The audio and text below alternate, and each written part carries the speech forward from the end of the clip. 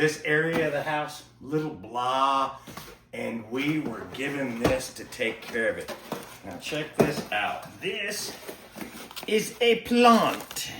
Now it is a fake plant, so I don't have to worry about the kids killing it. But here it is. Now it comes in 4 different pieces. And just like that, everything is out. Gives you directions on how to do this. We're gonna put this together and show you how well it looks. All right, so it's pretty simple. As you can see, all we had to do was straighten these up, and then you just push it down into this foam, and then that's gonna hold it. Now, if you look at these leaves, they have a little hole in it, and all you need to do is take this bad boy, and you can see some of them are connected so that it just makes it stay in the position that it's gonna stay in.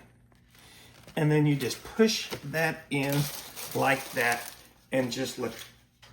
Bob Ross would just love this. Oh, he'd say it's such a pretty little plant. But here it is. We're gonna go ahead and get the rest of these in, and then we'll show you the next step. All right, so you can see it's all done. The last thing that we need to do is we need to put this gravel around. Now, all that's gonna do is just get rid of that foam look and make it look. Now, check this out. Let's move this box out of the way.